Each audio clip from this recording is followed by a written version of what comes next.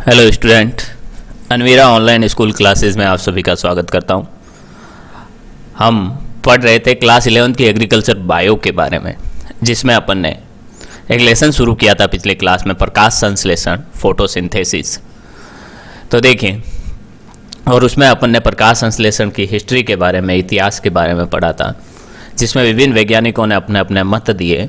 ठीक है, और उसमें एक इम्पोर्टेंट चीज़ जो मैं आपको बताना चाहता हूँ कि जो अपन ने पढ़ी भी है कि प्रकाश संश्लेषण की क्रिया में आपको पता ही है ऑक्सीजन मुक्त होती हैं।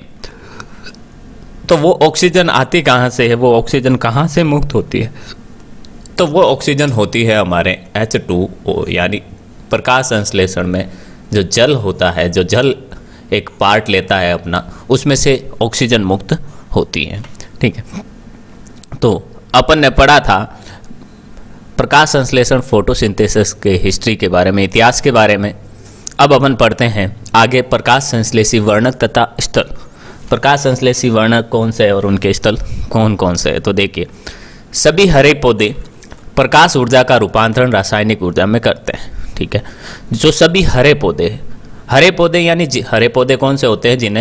जिनमें क्लोरोफिल पाया जाता है। जिनमें क्या पाया जाता है?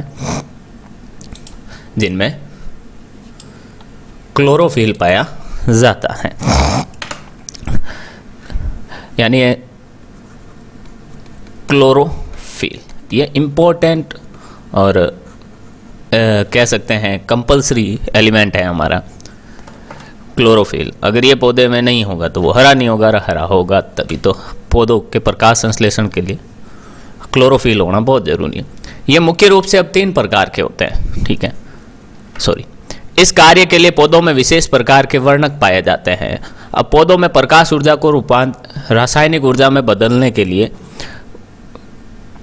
3 प्रकार के वर्णक पाए जाते हैं। देखिए, पहला एक होता है पर्णहरित, दूसरा कैरोटीनॉइड्स और तीसरा फाइकोबिलेंस। इनमें क्लोरोफिल्स मुख्य वर्णक की तरह कार्य करता है। इसमें जो पर्णहरित या क्लोरोफिल होता है वो मुख्य वर्णक होता है, क्योंकि इसकी उपस्थिति के कारण ही क्या होता है, प्रकाश संश्लेषण की क्रिया संपन्न होती है। ठीक है, अब क्लोरोफिल मुख्य वर्णक की तरह कार्य करता है, जबकि कैरोटीनॉइड्स व फाइकोबिलेंस प्रकाश संश्लेषण की क्रिया में जो सहायक वर्णक होते हैं, हेल्पर की तरह काम करते हैं। ये सभी वर्णक पादप कोशिका में पाए जाने वाले विशेष कोशिकांग हरित लवक में पाए जाते हैं। ये जो सभी वर्णक है, कैरोटीनॉइड हुआ, पर्णहरित हुआ या क्लोरोफिल हुआ, फाइकोबिलेंस हुआ, ये सब किस में पाए जाते हैं? एक कोशिका का एक विशेष अंग होता है हरित लवक, उसमें पाए जाते हैं। अब प्रकाश संश्लेषण की क्रिया होती है वो कहाँ संपन्न होती है? क्लोरोप्लास्ट में संपन्न होती है। प्रकाश संश्लेषण की क्रिया पादप कोशिका के क्लोरोप्लास्ट में संपन्न होती है। क्लोरोप्लास्ट की संरचना दे रखी है। ठीक है, अब इसमें ये पीटिका, ठीक है, ये छोटे छोटे जो सिक्के के आकार के थाइलेकोइड्स पाए जाते हैं। ये एक के ऊपर एक व्यवस्थित रहते हैं, जिसे पीटिका या ग्रेनम कहते हैं।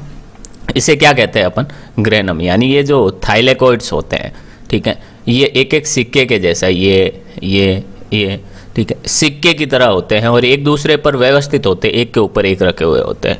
अब एक के ऊपर एक ये थाइलेकोइड्स के ढेर को अपन ग्रेनम कहते हैं। ठीक है, अब इसकी ये आंतरिक अवकाश, ये बीच में जो जगह होती है, भीतरी ये झिल्ली होती है, अंदर वाली झिल्ली, बाहर वाली झिल्ली, पीटिका, और इन दो थाइलेकोइड के ढेर को या ग्रेनम को आपस में जोड़ने वाली जो ये सतह होती है, उसे अपन पीटिका कहते हैं। अब ये बाहर आंतरिक त्रिविम चित्र बताया गया है। ठीक है, ये जो सिक्के होते हैं इनको अपन थाइलेकोइड्स कहते हैं। ये सिक्के की तरह जो थाइलेकोइड होते हैं वो क्या करते हैं? एक के ऊपर एक आपस में व्यवस्थित रहते हैं, इसे अपन ग्रेनम कहते हैं। ठीक है, अब ये ग्रेनम आपस में या थाइलेकोइड के ढेर होते हैं, ठीक है, वो आपस में इसके द्वारा जुड़े होते हैं। इसे अपन क्या कहते हैं? इसे अपन पीटिका कहते हैं। इसे पीटिका कहते हैं। देखिए आगे, क्लोरोप्लास्ट की आधात्री में लिपिड व प्रोटीन्स द्वारा निर्मित इकाई कला से बना नलिकीय तंत्र होता है जिसे थाइलेकोइड कहते हैं। ठीक है। क्लोरोप्लास्ट की जो आधात्री या स्ट्रोमा होता है उसमें लिपिड और प्रोटीन के बने होते हैं। ये थाइलेकोइड किसके बने होते हैं? लिपिड्स के और प्रोटीन्स के बने होते हैं, यानी वसा और प्रोटीन के बने होते हैं। कई थाइलेकोइड में एक के ऊपर एक, अब जो कई थाइलेकोइड होते हैं वो एक के ऊपर एक व्यवस्थित होकर विशेष प्रकार की रचना का निर्माण करते हैं जिसे अपन ग्रेना कहते हैं, और बहुवचन में इसको, बहुवचन है ग्रेना, इसे ग्रेना बहुवचन का नाम है और एक वचन में इसको ग्रेनम कहते हैं। यानी ये जो थाइलेकोइड होते हैं, ठीक है, वो एक के ऊपर एक इस प्रकार से व्यवस्थित होते हैं। इन्हीं थाइलेकोइड में प्रकाश संश्लेषण से संबंधित प्रकाश रासायनिक अभिक्रिया के लिए आवश्यक पदार्थ विद्यमान होते हैं। इन थाइलेकोइड में क्या होता है? प्रकाश संश्लेषण क्रिया के लिए जो जो चीज़ें, जो जो पदार्थ चाहिए होते हैं और जो जरूरी होते हैं उनका निर्माण, उनमें वो सभी यहाँ पर उपस्थित होते हैं। थाइलेकोइड झिल्ली में प्रकाश संश्लेषण की क्रिया के आरंभन के लिए आवश्यक प्रकाश ऊर्जा को ग्रहण करने वाले वर्णक उपस्थित होते हैं जिनमें क्लोरोफिल प्रमुख होता है। अब थाइलेकोइड की झिल्ली के अंदर, जो थाइलेकोइड की झिल्ली होती है, ये जो अपन ने देखी ये साइड वाली, ये थाइलेकोइड की जो झिल्ली होती है, ठीक है, इसमें क्या होता है? इसमें प्रकाश संश्लेषण या प्रकाश को अवशोषण, ठीक है, इसमें प्रकाश संश्लेषण की आरंभ करने के लिए जो प्रकाश ऊर्जा को ग्रहण करने वाला वर्णक उपस्थित होता है। ये वर्णक दृश्य स्पेक्ट्रम में बैंगनी, नीले व लाल रंग के क्षेत्र में अवशोषण करते हैं। जो दृश्य स्पेक्ट्रम होता है, दृश्य प्रकाश का जो दृश्य स्पेक्ट्रम होता है, उसमें ये वर्णक क्या करता है? अपन को पता है कि प्रकाश के अंदर 7 रंग होते हैं। कितने? 7 रंग होते हैं। कौन कौन से? जिसे अपन विबग्योर के नाम से याद भी रख सकते हैं। वॉयलेट, इंडिगो, बैंगनी, ब्लू, ग्रीन, येलो, ऑरेंज और रेड। ठीक है, ये 7 रंग। तो ये दृश्य प्रकाश के स्पेक्ट्रम का है। अब जो सूर्य के प्रकाश के, सूर्य के सफ़ेद प्रकाश में ये 7 रंग के वर्णक, 7 रंग पाए जाते हैं। तो जो ये वर्णक इसके क्लोरोप्लास्ट के जो झिल्ली में जो वर्णक पाए जाते हैं वो क्या करते हैं? बैंगनी यानी वॉयलेट, नीले ब्लू और रेड कलर के प्रकाश को अवशोषित करते हैं, जो स्पेक्ट्रम के 400 नैनोमीटर से 700 नैनोमीटर के बीच का भाग होता है। अतः इसे प्रकाश संश्लेषी सक्रिय विकिरण भी कहा जाता है।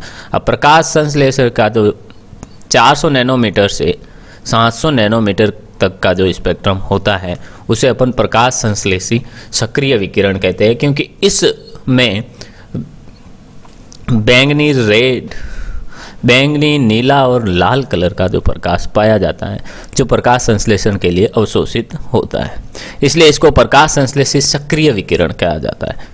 क्लोरोफिल द्वारा हरे रंग के प्रकाश का परावर्तन हो जाता है। जो क्लोरोफिल होता है वो क्या करता है? हरे रंग के प्रकाश को तो परावर्तित कर देता है, वापस भेज देता है, जिसके कारण पौधों की पत्तियां हरी दिखाई देती है।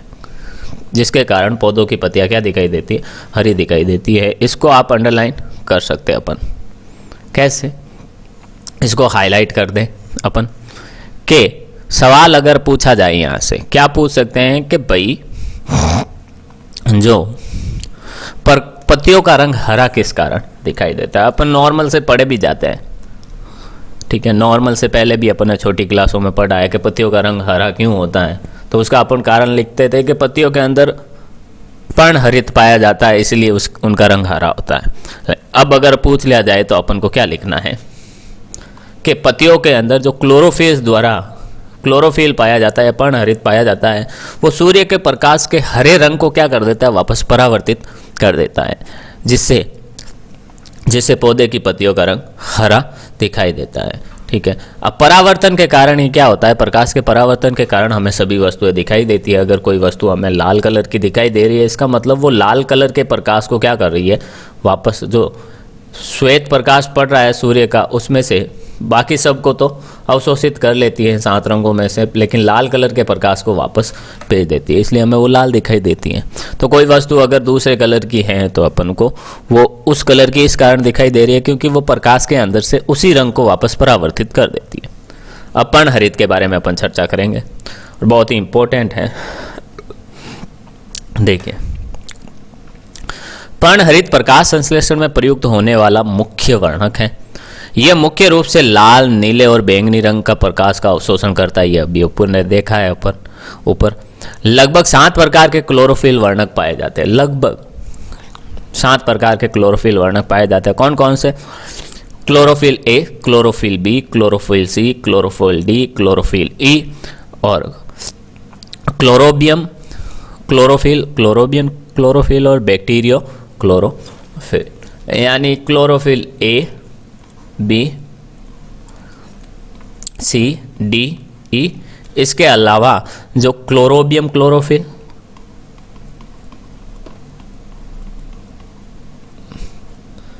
क्लोरोबियम क्लोरोफिल और एक होता है अपना बैक्टीरियो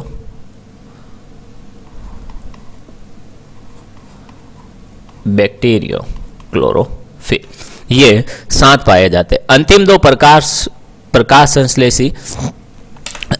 प्रकाश संश्लेषी जीवाणुओं में पाए जाते हैं। जो ये आखिरी 2 पढ़े हैं अपन ने, क्लोरोबियम क्लोरोफिल और बैक्टीरियो क्लोरोफिल, ये प्रकाश संश्लेषी जीवाणुओं में, प्रकाश संश्लेषण करने वाले कुछ जीवाणु भी होते हैं जो अपना भोजन स्वयं बना लेते हैं, ठीक है। उनमें ये क्लोरोबियम क्लोरोफिल और बैक्टीरियो क्लोरोफिल पाए जाते हैं। पादपों में क्लोरोफिल ए मुख्य वर्णक है जो प्रकाश संश्लेषण की क्रिया में प्रकाश ऊर्जा को ग्रहण करता है, ठीक है। यहाँ से अगर एक इंपॉर्टेंट सवाल पूछ ले कि प्रकाश संश्लेषण की क्रिया में कौन सा वर्णक क्या करता है, प्रकाश की ऊर्जा को अवशोषित करता है या ग्रहण करता है, तो वो होता है अपना क्लोरोफिल ए। यह सभी यूकेरियोटिक प्रकाश संश्लेषी जीवों में पाए जाते हैं। यह सभी यूकेरियोटिक प्रकाश संश्लेषी जीवों में पाए जाते हैं। क्लोरोफिल बी सहायक वर्णक की तरह कार्य करता है। यह केवल उच्च वर्गों के पौधों और हरे शैवालों में पाया जाता है। जो क्लोरोफिल बी होता है वो सहायक वर्णक होता है और ये केवल और केवल उच्च वर्ग के जो पौधे होते हैं या हरे शैवाल होते हैं उनमें पाया जाता है, बाकी किसी में नहीं। क्लोरोफिल बी पादपों में संपूर्ण क्लोरोफिल के 1/4 भाग के बराबर होता है, ठीक है। यानी कि 25% जितना भी क्लोरोफिल पाया जाता है उसका 25% तो सिर्फ और सिर्फ क्या होता है, अपना क्लोरोफिल बी पाया जाता है। प्रकाश संश्लेषण में क्लोरोफिल बी भिन्न भिन्न तरंग के प्रकाश को अवशोषित कर उत्तेजित हो जाता है। जो प्रकाश संश्लेषण में क्लोरोफिल बी भिन्न भिन्न तरंग दैर्ध्य के प्रकाश को अवशोषित करता है और फिर उत्तेजित हो जाता है तथा इस ऊर्जा को क्लोरोफिल ए के अणुओं को स्थानांतरित कर देता है। प्रकाश संश्लेषण में जो क्लोरोफिल बी होता है वो क्या करता है, विभिन्न प्रकार के जो प्रकाश होते हैं उनको अवशोषित करता है और उनकी ऊर्जा प्राप्त करके क्या कर देता है, उत्तेजित हो जाता है, एक्टिव हो जाता है, सक्रिय हो जाता है और जो भी ऊर्जा प्राप्त की है उसको कहाँ किस में दे देता है, क्लोरोफिल ए को दे देता है, जो अभिक्रिया केंद्रों की तरह कार्य करते हैं। ये क्लोरोफिल ए क्या करता है, अभिक्रिया केंद्रों की तरह, जहाँ प्रकाश संश्लेषण की अभिक्रिया होगी उस अभिक्रिया के केंद्र की तरह कार्य करता है। जहाँ प्रकाश ऊर्जा का विद्युत आवेशों के पृथक्करण के कारण विद्युत ऊर्जा में स्थानांतरित हो जाता है, वह इलेक्ट्रॉन मुक्त होते हैं। यहाँ क्लोरोफिल ए में जो प्रकाश अभिक्रिया केंद्र है वहाँ क्या होता है, प्रकाश ऊर्जा का विद्युत ऊर्जा के विद्युत आवेशों के पृथक्करण के कारण, अब प्रकाश ऊर्जा से विद्युत आवेश अलग होते हैं जिसके कारण विद्युत ऊर्जा बनती है और ये इलेक्ट्रॉन मुक्त होते हैं तो ये तो क्लोरोफिल के बारे में नॉर्मल सी बात थी। अब अपन पढ़ते हैं क्लोरोफिल की संरचना के बारे में। क्लोरोफिल एक ध्रुवीय वृहत अणु है, बहुत बड़ा अणु होता है जिसमें एक सुविकसित पायरफायरिन वलय होती है। एक वलय एक साइकिल होता है का बना शीर्ष होता है, यानी सबसे आगे वाला जो शीर्ष होता है पोरफायरिन वलय का शीर्ष होता है। ये ऐसे चक्रीय संरचना होती है, ठीक है। ये जो संरचना दे रखी है, ठीक है, ये पोरफायरिन वलय होती है, एक चक्रीय संरचना होती है। आगे देखिए, जो शीर्ष पर बनी होती है और फाइटोल श्रृंखला द्वारा निर्मित पूंछ पाई जाती है। 2 चीज़ें पाई जाती है, एक तो इसका शीर्ष होता है जो चक्रीय संरचना साइकिल की तरह होता है और एक ये पीछे पूंछ होती है जिसको अपन फाइटोल पूंछ कहते हैं। 1 नंबर के सवाल में पूछ सकता है कि भाई पर्णहरित की संरचना में उसके शीर्ष भाग का क्या नाम है या फिर पुच्छ भाग का क्या नाम है, ठीक है। आगे देखिए, क्लोरोफिल ए का जो अणुसूत्र होता है ये इंपॉर्टेंट कर देना है। 1 नंबर के सवाल में बहुत बार पूछ सकते हैं, बड़े कंपटीशन एग्जाम में भी पूछा जाता है। जो क्लोरोफिल ए होता है जो अभिक्रिया का केंद्र होता है उसका अणुसूत्र क्या होता है, C55H72O5 N4Mg। ठीक है। पोरफायरिन वलय एक चपटी वर्गाकार संरचना होती है, एक चपटी और 4 कोने की संरचना होती है जिसमें 4 पाइरोल वलय पाई जाती है। इसमें 4 पाइरोल वलय पाई जाती है। ठीक है। देखिए अगर इस पाइरोल वलय का मतलब ये वलय, टोटल इसमें कितनी 4 पाइरोल वलय पाई जाती है। एक, इसको अपन ले तो 2, ये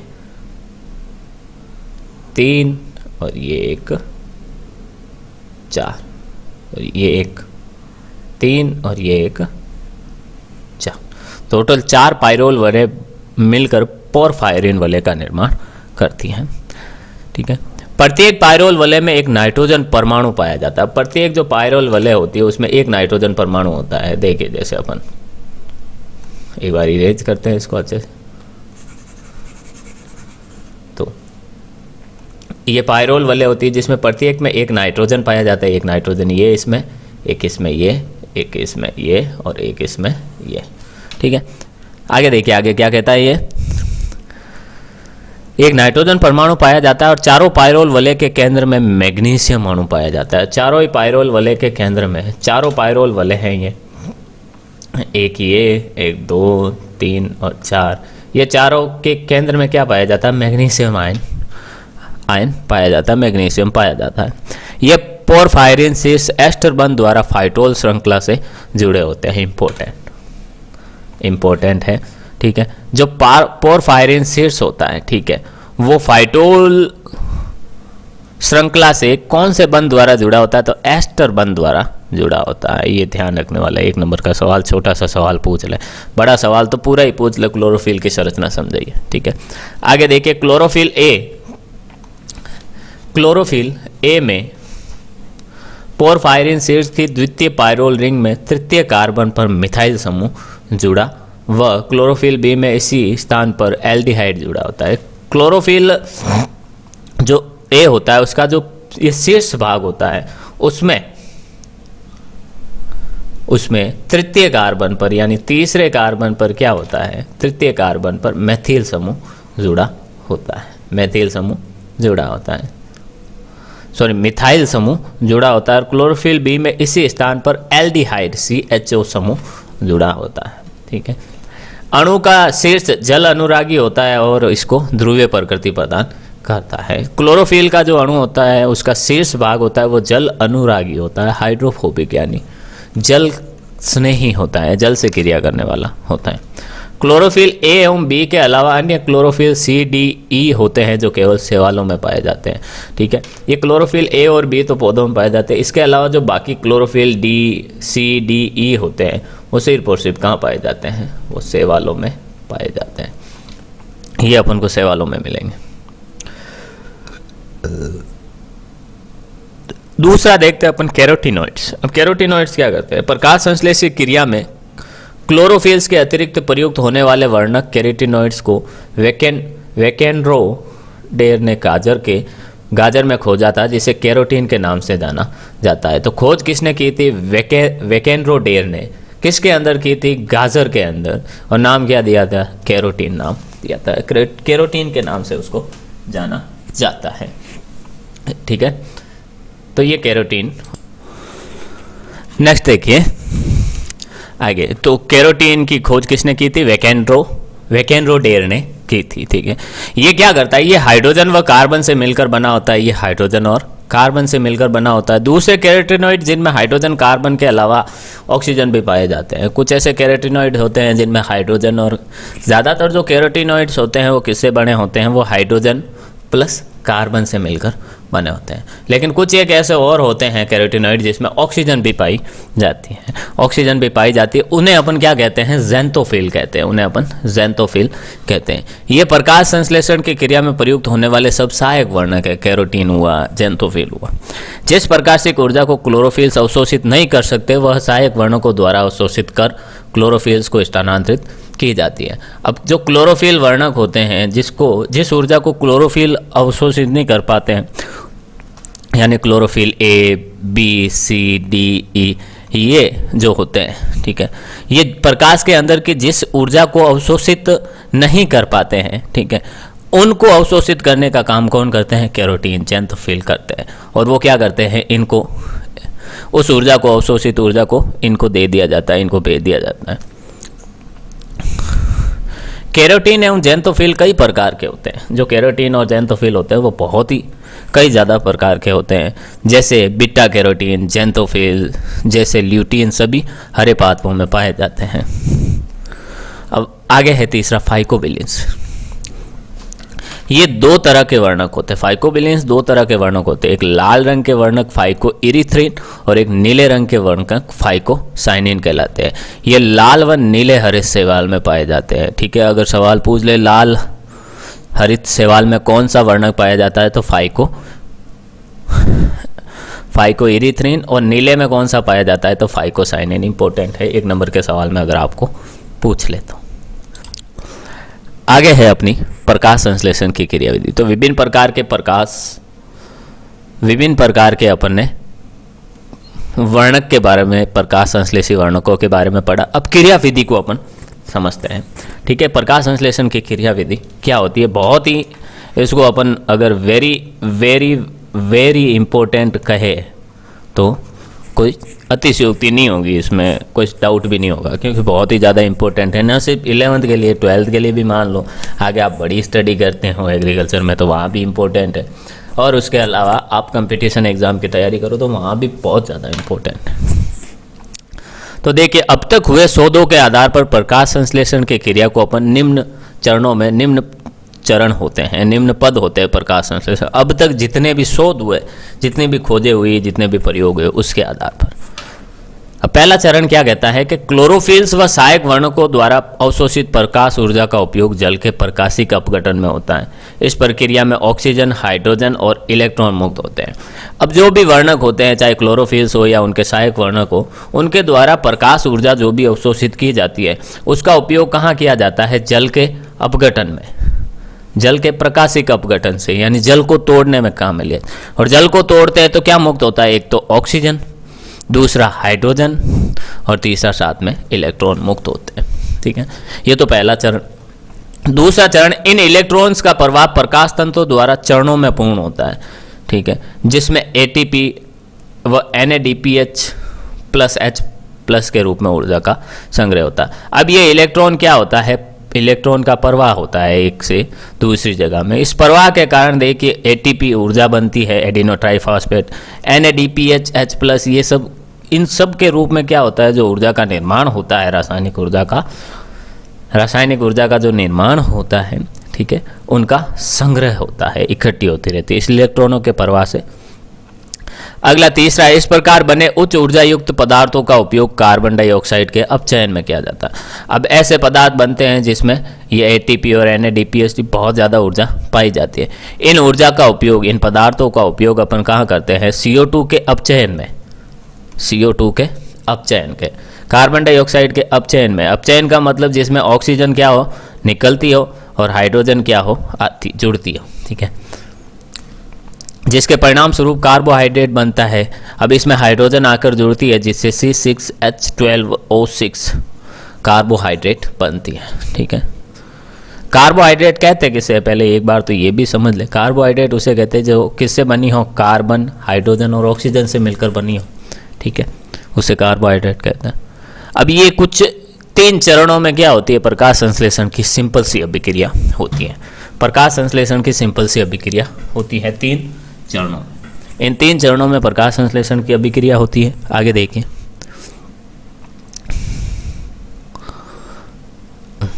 उपरोक्त तथ्यों के आधार पर हम ये कह सकते हैं, ठीक है, अब तक जितना भी शोध हुआ है या खोज हुई है, जितने भी प्रयोग हुए हैं, उससे जो कुछ भी पता चला है प्रकाश संश्लेषण के बारे में, उसमें देखिए ये 3 चरण होते हैं प्रकाश संश्लेषण की क्रियाविधि में।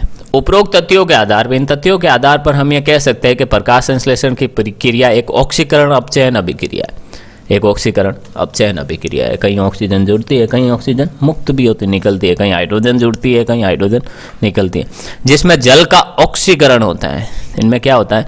जल का तो ऑक्सीकरण O2 में होता है, ठीक है, तथा कार्बन डाइऑक्साइड का अपचयन किस में होता है? कार्बोहाइड्रेट में होता है। ठीक है, इसे निम्न रासायनिक समीकरण द्वारा जो प्रकाश संश्लेषण की अभिक्रिया होती है उसमें देखते हैं। ठीक है, आगे देखिए।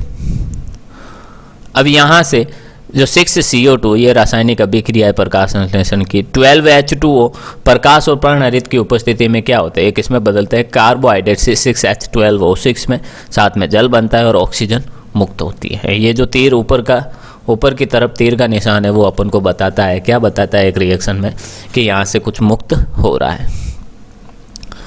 प्रकाश संश्लेषण की क्रिया में दो प्रावस्थाएं पाई जाती है, जिन्हें प्रकाश रासायनिक अभिक्रिया व अप्रकाशिक अभिक्रिया अथवा ब्लैकमैन अभिक्रिया कहा जाता है। ठीक है, अब दो प्रावस्थाएं पाई जाती है, एक तो प्रकाश रासायनिक अभिक्रिया जिसमें प्रकाश की आवश्यकता होती है, एक अप्रकाशिक अभिक्रिया जिसमें प्रकाश की आवश्यकता नहीं होती है, प्रकाश की भूमिका नहीं होती है।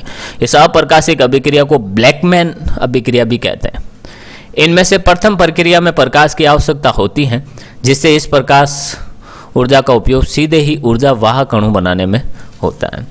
अब इनमें जो प्रथम प्रक्रिया होती है उसमें प्रकाश की आवश्यकता होती है। इन प्रकाश रासायनिक अभिक्रिया ये जो पहली है इसमें क्या होता है, प्रकाश की आवश्यकता होती है, जिससे क्या होता है, इस प्रकाश ऊर्जा का उपयोग सीधे ऊर्जा वाहक अणु बनाने में किया जाता है। ये जो प्रकाश के उपस्थिति में प्रकाश रासायनिक अभिक्रिया होती है, वहाँ इस प्रकाश रासायनिक अभिक्रिया में जो प्रकाश को अवशोषित किया जाता है, प्रकाश ऊर्जा को अवशोषित किया जाता है, उसका उपयोग ऊर्जा वाहक अणु बनाने में करते हैं। ये ऊर्जा वाहक अणु क्या करते हैं, ये ऊर्जा वाहक अणु अप्रकाशिक अभिक्रिया में ऊर्जा स्रोत के रूप में प्रयुक्त होते हैं। ये ऊर्जा वाहक अणु क्या करते हैं, जब प्रकाश नहीं मिलता है तब ऊर्जा कहाँ से मिलेगी, अप्रकाशिक अभिक्रिया में प्रकाश अनुपस्थित होता है, यानी नाइट के समय अपन मान लो। ठीक है, नाइट के समय, रात के समय क्या होता है, सूर्य का प्रकाश तो होता नहीं है, तो ऊर्जा कहाँ से मिलेगी, तो ये ऊर्जा वाहक अणुओं से रात के समय ऊर्जा मिलती है पौधे को, और वो प्रकाश संश्लेषण क्रिया करते हैं। ये ऊर्जा वाहक अणु अप्रकाशिक ऊर्जा में ऊर्जा स्रोत के रूप में प्रयुक्त होते हैं। अप्रकाशिक अभिक्रिया प्रकाशिक अभिक्रिया में बने उत्पादों पर निर्भर करती है।